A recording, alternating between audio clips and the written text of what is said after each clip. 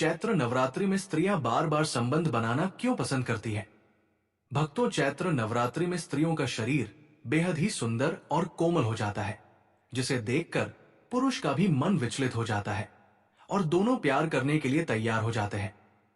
भक्तों, साथ ही साथ हम ये भी जानेंगे कि चैत्र नवरात्रि में कब और किस टाइम स्त्री और पुरुष को प्यार करने से माता रानी प्रसन्न होंगी और अपनी असीम कृपा प्रदान करेंगी। भक्तों, आप सभी को आने वाली नवरात्रि यानी कि चैत्र नवरात्रि की हार्दिक शुभकामनाएं। नमस्कार दोस्तों, स्वागत है आपका एक बार फिर से आपके अपने YouTube चैनल सुखी संसार में। भक्तों, इस बार 2025 में चैत्र नवरात्रि को लेकर लोगों के मन में बहुत ही ज्यादा कंफ्यूजन की स्थिति बनी हुई है। कुछ लोग 30 मार्च को बता रहे हैं तो कुछ लोग 31 मार्च को बता रहे हैं।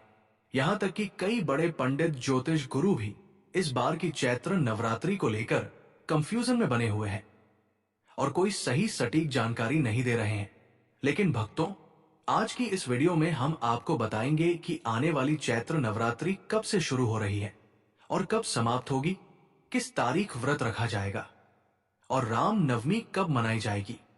साथ ही इस वीडियो में हम जानेंगे कि नवरात्रि का पूजन कैसे करना चाहिए और किन महिलाओं को नवरात्रि का व्रत रखना चाहिए और किन्हें नहीं रखना चाहिए।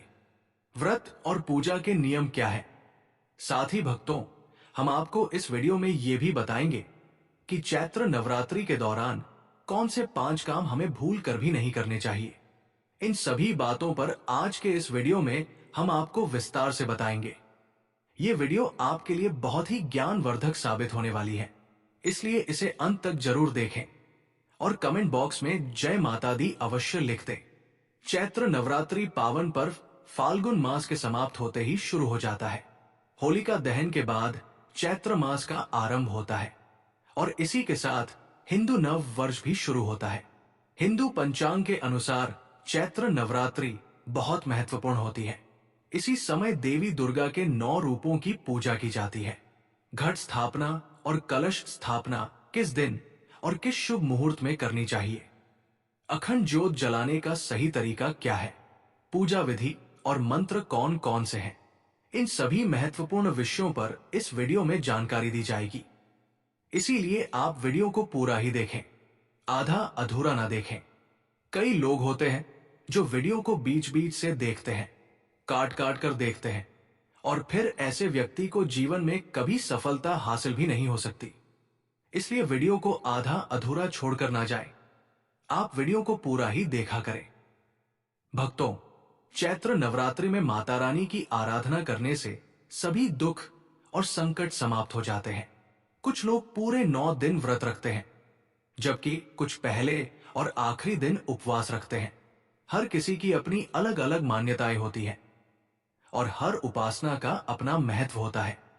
बहुत से लोग जानते होंगे कि एक साल में 4 नवरात्रि होती है, 2 गुप्त नवरात्रि और 2 सार्वजनिक रूप से मनाई जाने वाली नवरात्रि।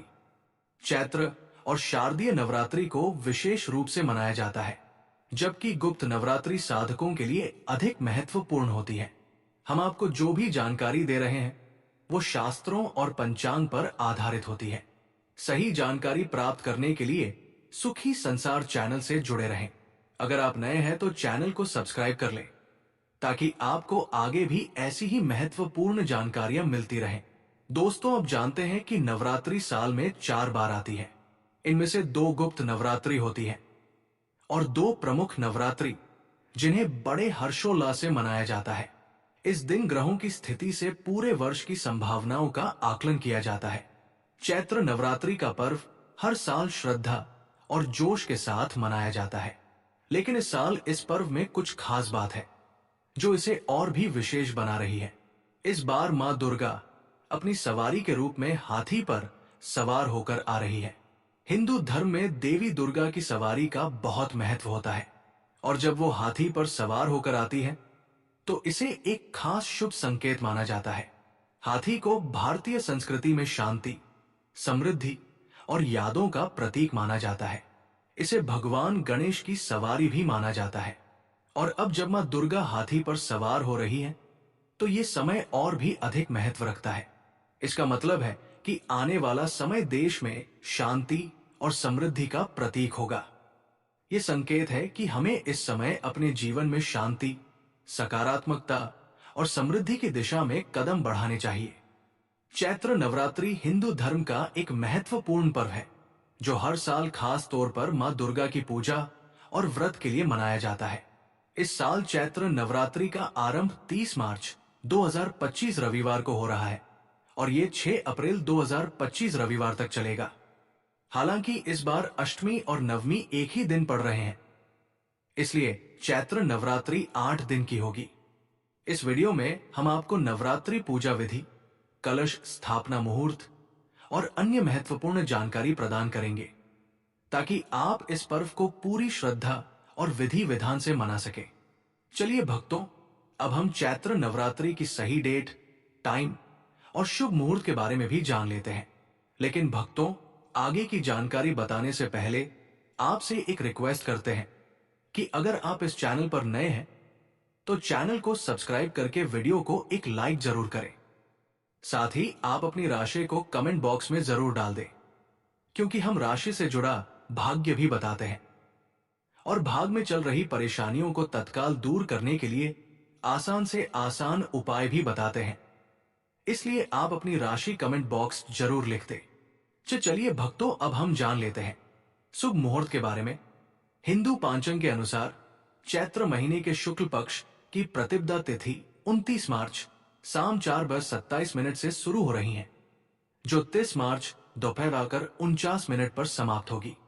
ऐसे चैत्र नवरात्रि का आरंभ 30 मार्च से हो रहा है, जो 7 अप्रैल 2025 को समाप्त होगी।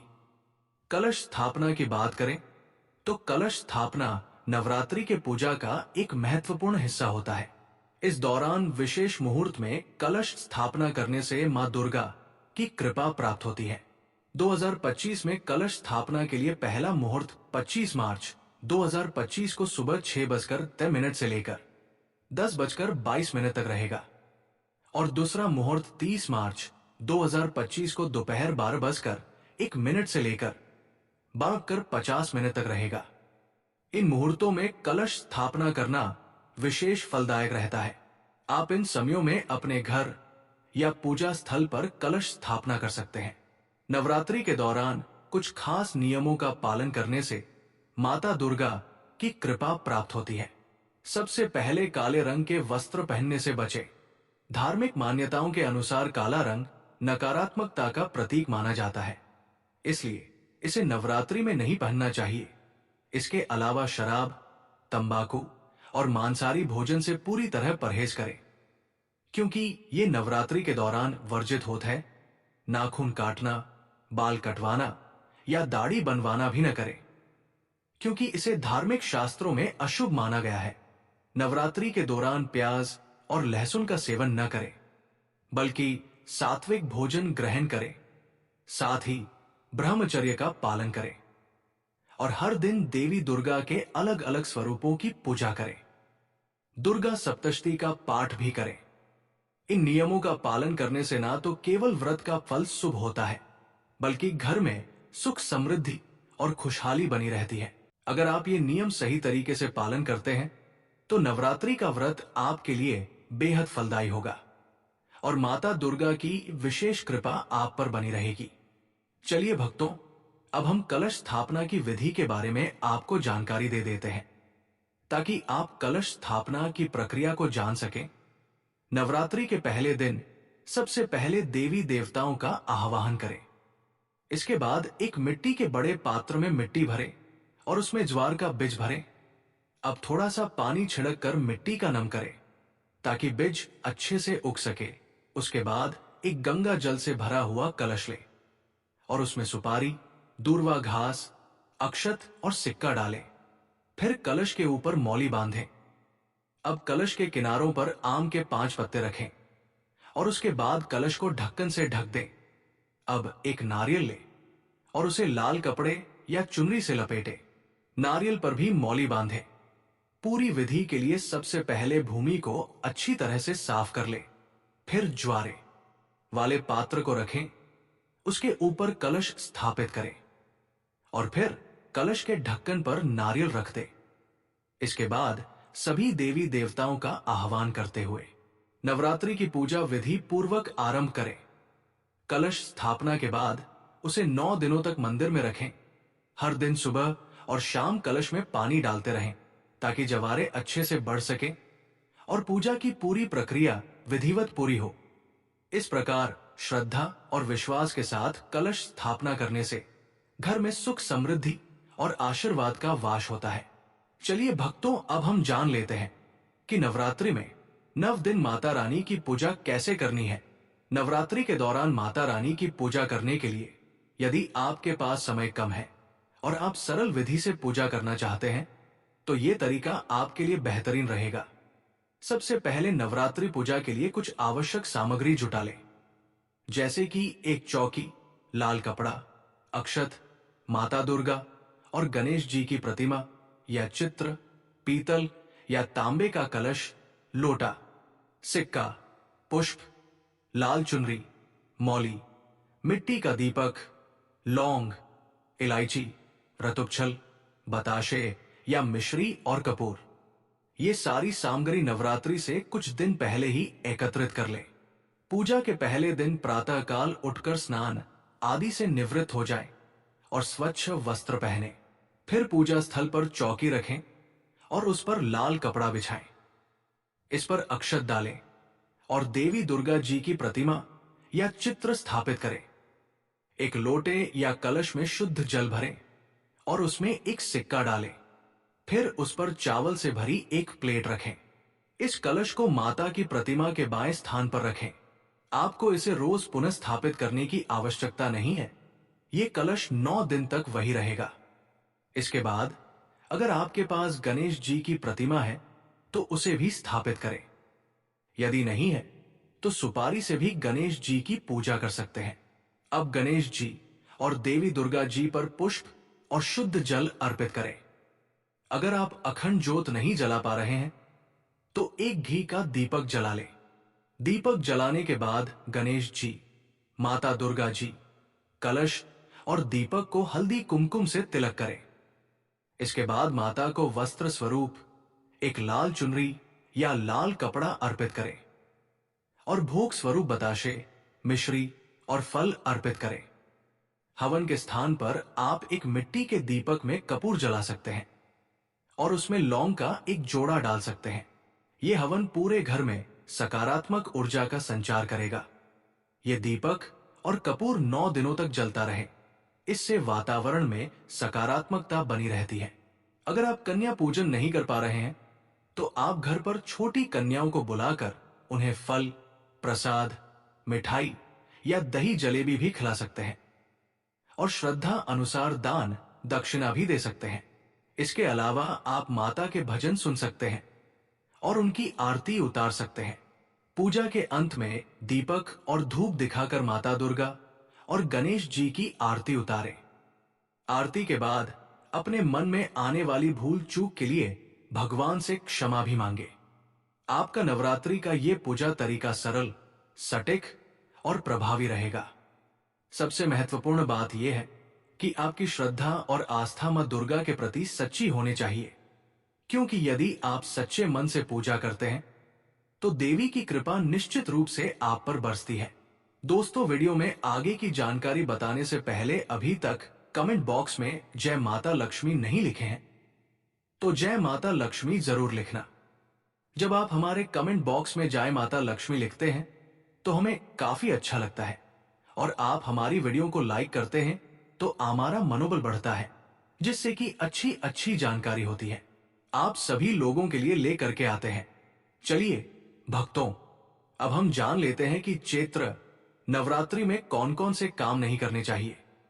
नवरात्रि में भूल कर भी नहीं करे ये 6 काम, नहीं तो मैं दुर्गा होंगी नाराज, नहीं होती है घर में बरकत। भक्तों, चैत्र नवरात्रि का पावन पर्व आ चुका है, जो सिर्फ पूजा और भक्ति का समय नहीं बल्कि संयम और आत्मनिर्भरता का भी समय है। इस दौरान कुछ विशेष बातों का ध्यान रखना जरूरी है, क्योंकि ये पर्व सकारात्मकता और आस्था का होता है। अगर आप नवरात्रि के 9 दिनों में मां दुर्गा की कृपा चाहते हैं और घर में सुख समृद्धि बनाए रखना चाहते हैं तो इन 6 बातों का पालन जरूर करें। सबसे पहली बात, मांस और मदिरा का सेवन न करें। नवरात्रि का पर्व संयम का है और इस दौरान तामसिक चीजों से दूरी बनाए रखना जरूरी है। हिंदू धर्म की मान्यता के अनुसार नवरात्रि के 9 दिनों में मांस, मछली और मदिरा का सेवन वर्जित है। यह समय सात्विक भोजन का है, इसलिए यदि आप उपवास नहीं भी रखते हैं तो भी इन चीजों का सेवन न करें। नवरात्रि का उद्देश्य अपने शरीर को शुद्ध करना और देवी दुर्गा के प्रति अपनी श्रद्धा को प्रकट करना है। दूसरी बात, प्याज और लहसुन का सेवन न करें। प्याज और लहसुन को तामसिक भोजन में शामिल किया जाता है। इस कारण नवरात्रि के दौरान इनका सेवन करना उचित नहीं माना जाता। हालांकि कुछ लोग इन चीजों को नवरात्रि में भी खाते हैं, लेकिन धार्मिक दृष्टि से इन्हें न खाने की सलाह दी जाती है। इसलिए अगर आप नवरात्रि के दिन पूजा और उपवास कर रहे हैं तो प्याज और लहसुन से परहेज करें। तीसरी बात, घर में ना रखें कलह का माहौल। नवरात्रि के दौरान घर में शांति का माहौल बनाए रखना बेहद जरूरी है। यह समय देवी मां की पूजा और ध्यान का है, इसलिए इस दौरान किसी भी तरह की कलह, तकरार और लड़ाई झगड़ा ना करें। अगर घर में कोई तनाव या विवाद होता है तो वो न केवल घर का माहौल खराब करता है, बल्कि पूरे नवरात्रि के दौरान अशुभता और सकारात्मक ऊर्जा का प्रवाह भी रुकता है। इसके अलावा नवरात्रि के दौरान किसी के लिए भी अपशब्दों का प्रयोग न करें, क्योंकि इससे घर में नकारात्मकता आती है और त्योहार की खुशियां फीकी पड़ सकती है। भक्तों, अब चौथी बात, बड़ों का अपमान न करें। जो घर में अपने बड़े बुजुर्गों का अपमान करता है, वहां कभी भी सुख और समृद्धि का वास नहीं होता। नवरात्रि के दौरान तो बड़ों का सम्मान और उनकी आशीर्वाद और भी महत्वपूर्ण हो जाता है। धर्म हमें यही सिखाता है कि हमें हमेशा अपने से बड़े लोगों का आदर करना चाहिए, उनकी बातों का सम्मान करना चाहिए। बड़ों के आशीर्वाद से घर में बरकत आती है और मां दुर्गा की कृपा बनी रहती है। इसलिए नवरात्रि के दौरान किसी भी हाल में अपने से बड़ों का अपमान न करें। पांचवी बात, नवरात्रि का पर्व सिर्फ भक्ति का ही नहीं बल्कि संयम का भी पर्व है। इस दौरान शारीरिक और मानसिक दोनों प्रकार के संयम का पालन करना जरूरी है। शारीरिक संयम का मतलब है कि इस समय फिजिकल रिलेशन से बचे और किसी बल गतिविधि से दूर रहें। मानसिक संयम का अर्थ है कि अपने सोच को सकारात्मक रखें, ध्यान और साधना में मन लगाएं। नवरात्रि के दौरान अपने शरीर और मानसिक स्थिति को शुद्ध रखना अत्यंत महत्वपूर्ण है। अगर आप नवरात्रि के दौरान इन 5 महत्वपूर्ण नियमों का पालन करते हैं तो आप निश्चित रूप से मां दुर्गा की कृपा प्राप्त कर सकते हैं। इन नियमों के पालन से घर में सुख समृद्धि का वास होगा और नवरात्रि के इस पवित्र पर्व का सही मायने में लाभ होगा। ध्यान रखें, नवरात्रि का पर्व संयम, आस्था और सकारात्मक का होता है।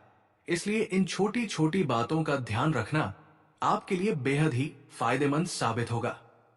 भक्तों, अगर आपको यह वीडियो पसंद आई हो तो इस वीडियो को एक लाइक करके कमेंट में जय मां लक्ष्मी जरूर लिखें। साथ ही साथ हमारे चैनल सुखी संसार को सब्सक्राइब जरूर करें। धन्यवाद।